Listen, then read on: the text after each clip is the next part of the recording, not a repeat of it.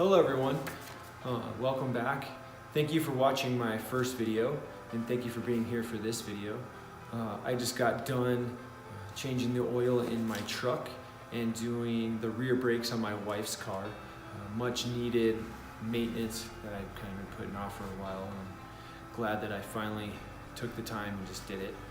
Her brakes were squeaking quite a bit when she backed up and it was getting a little embarrassing. So I'm glad that I finally did that. Easy. You'll see a couple clips of it right here. So yeah, that was the first time I changed the oil in my truck since I had bought it.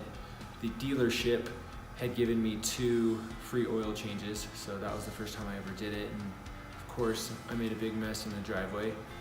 Every time I change the oil, at least the first time, I make a big mess, and then they get smaller and smaller as I get better at the process. But what a pain. It's really not hard, but the mess part kind of sucks. So last Saturday, Shane, the crashing dad, and RC from Outdoor Gold and I went to Moab. We rode Captain Ahab. It was really nice to get out there and get back on the bike. You're seeing clips right now of some of the stuff that I shot. I didn't shoot very much. I don't know why I didn't shoot more. It would have been the perfect opportunity to have a really good video out there of riding. We took our time, we shot some spots. Shane tried some things. I don't know why I didn't shoot more. I've still got to get used to the process of this whole thing. But what I did get was pretty cool. The angles of coming down and landing, I really liked those. Next time I just got to get used to it and not feel like it's so awkward while I'm filming and things are going on and there's other people there. So I've just got to get used to that and just start thinking about the story more before I get out there and stuff. But yeah, it was a good time. I'm glad I went out there. I'm glad I got invited to that. So this was the second week of my mindfulness and meditation class. It's really nice to go there and take that time and just relax for 2.5 hours while you learn about how to be present. Our teacher, she gave us some really good quotes this week, some really good just little pieces of information to help you can think about to remind yourself to be mindful and be present. One of the favorite ones that she said was, see the future, but be present with the choices that you make to get there. You have to decide what direction you want to go for your future, right? But you can't just be stuck on the future.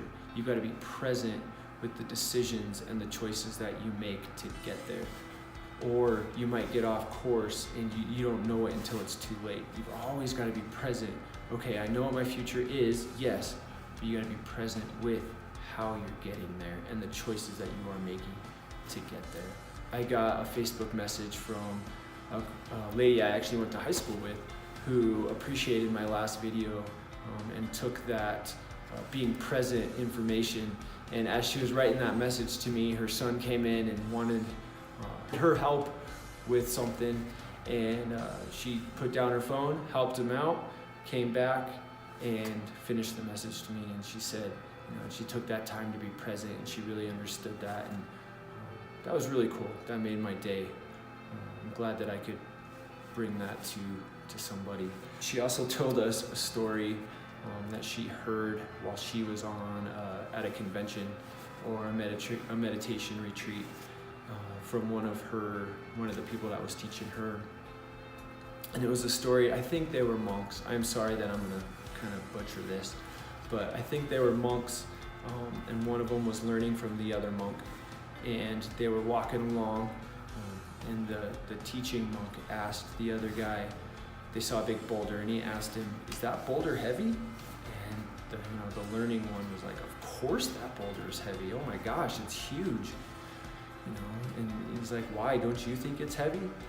And the teacher monk said, it's not heavy if you don't pick it up. And that's kind of that metaphor for we all have these things that stress us out, that we worry about, and that we are holding within us all the time. That's kind of, that ball. And, if we don't have to pick that up. It's only heavy if we pick it up and hold it. So that's another one of those good, just being mindful of what you're holding on to. Is it helping you? Is it getting you to your destination? Is the worrying really progressing what you need to be doing? I really like that. I'm not a big stressor. I'm not a big worrier. That's not who I am. My wife is, though. She holds on to things and she thinks about things and she goes deep on things, and it really stresses her out. She's got a lot of anxiety about that. So I think she's trying to start working on all of this mindful stuff and being present and understanding that you can let go of that stuff, which is really cool. One of the last things we kind of talked about, or that the teacher was talking about, was how males are kind of trained to not have emotions. And yeah, that's true, right? We tell young boys, stop crying, don't do that, don't do this. And I saw a video a few weeks ago, it was probably a couple months ago now, of a guy who was talking about tantrums that kids throw, and how they really cognitively don't know what's going on, and they can't physically stop themselves, and they can't physically make a decision. And I'll try to link that below. I'll try to find that and put it in the link. But he said that the best thing you can do is just be there for them and love your child.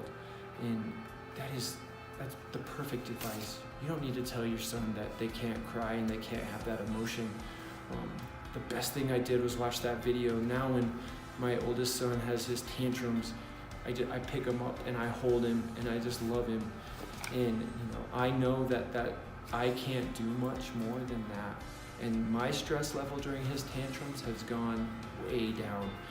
I'm not owning his tantrum anymore. I'm not owning that decision to throw that tantrum, and I just hold him and I love him.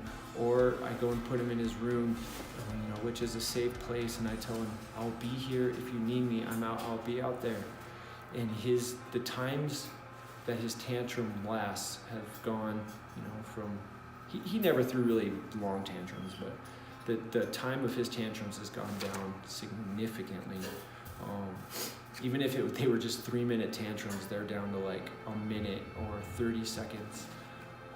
And I think that's just, he knows that I'm there and I love him, and that my wife's there and that she loves him, and that it's okay to have those emotions, but you can move on from them. And I think the best part of watching that video and the best part of what I've been doing is that my stress level has gone down significantly when he throws those tantrums. I know the sound's not super great. I'm in my garage. It's echoey. I've got my water heater and my furnace, or my boiler, but I thought